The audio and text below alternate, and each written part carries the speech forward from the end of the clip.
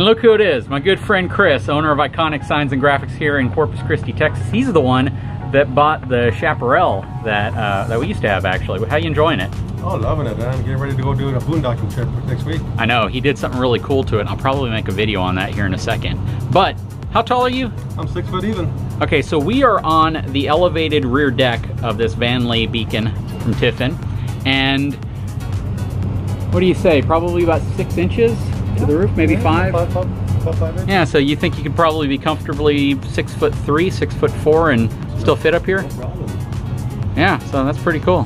Thank you. I appreciate you being my guinea pig for checking out the height. You're able to use the trailer anytime you want. Anytime. Anytime. You need a bigger truck. Here we go again, another video. Yeah. Thanks again, man. No problem.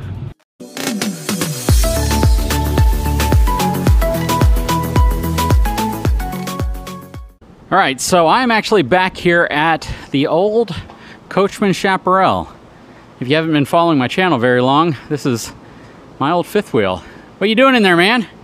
Make some room, put some toys in here. So you guys remember Chris and these really awesome Glow Step Revolution steps. So you're taking out the bunk. Yes, sir. I'm getting ready to go on a trip, fun flies. I do paragliding, if you remember. Yeah, yeah. And I got me a little trailer to tow behind this. We'll go take a look at. And but I'm a little long, and I'm not too sure if I'm going to go that route or make some room in here to put some toys. So I'm going to figure it out. See what I'm going to do. If you got a second, I'd love for you to share with my subscribers the modification you did to your Coachmen Chaparral. Real quick disclaimer. Some things I don't recommend doing because it can compromise your safety of you or other people on the road. So anything you see on here that looks like it might be doing that, I don't recommend doing yourself. How do you feel about that statement? I expect some criticism on the comments, but let's see what happens. Let's see what happens. All right, so this is Chris's new, what is it, a 10-foot? 10-foot utility trailer. 10-foot utility trailer. Cool trailer. A lot of flexibility. And this is what he did to the back of his trailer to be able to support it. Now, let's go over some of the specs here real quick. Coachmen Chaparral 360 IBL is roughly 40 feet long. Yes, it is. This plus the hitch and everything's probably about 14 feet long. 14 feet long. Yep. That is true. Okay. So, he's got a welder, of course, because he owns a company that makes signs and probably takes a lot of welding. He not only welded a hitch receiver to the bumper, but then he reinforced it with channel iron going back to the frame. Okay, so what's the goal here?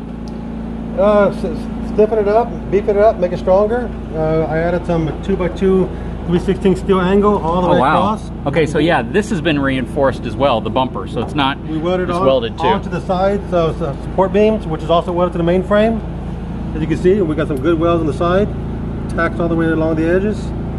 Hasn't been painted yet, so. Hasn't been painted yet, that's my to-do list today. Also got some 1.5 inch steel going all the way back to a cross member that's also directly welded onto the main frame as well.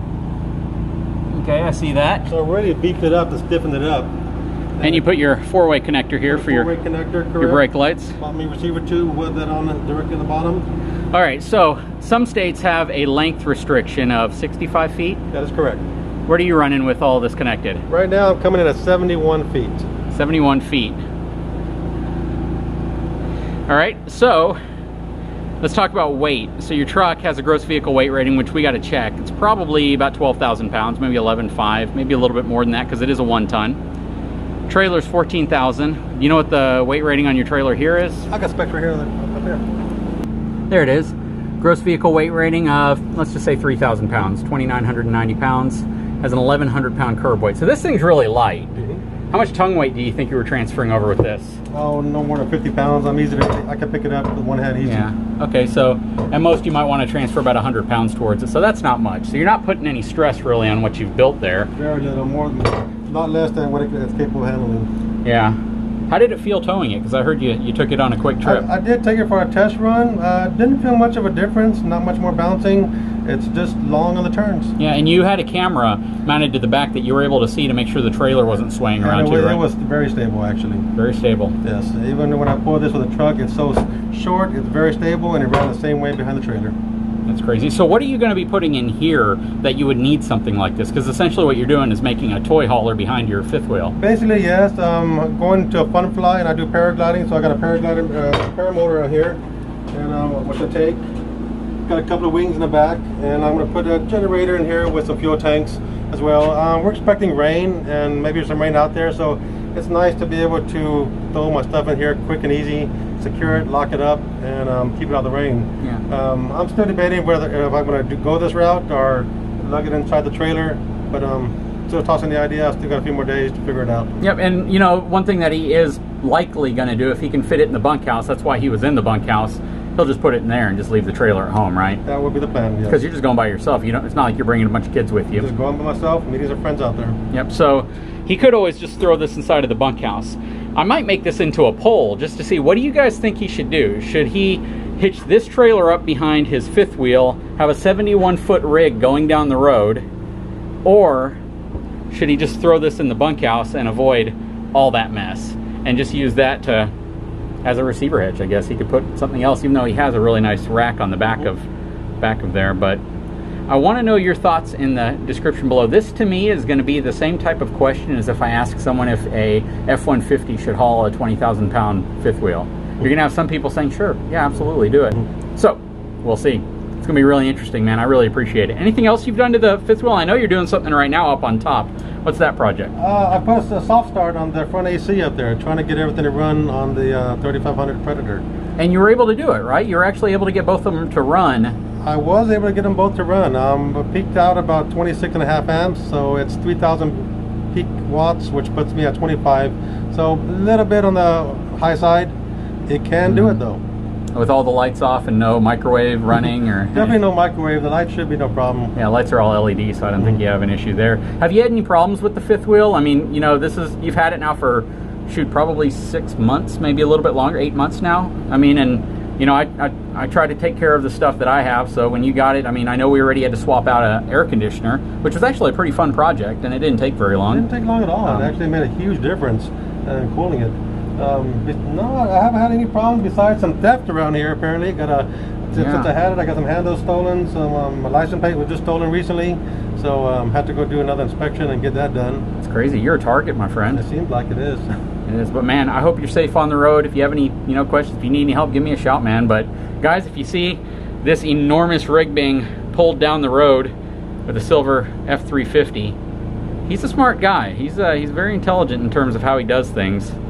This one, you might have lost a couple points, my friend. All right, guys, so I had to come back real quickly because talked to Chris, and Chris is like, he's just gonna throw his stuff inside of the bunkhouse. I don't think he wants to take that risk either. It might make it easier, especially if we have a storm coming up, and I think if the less I'm pulling, it might be a little safer to go around it right now.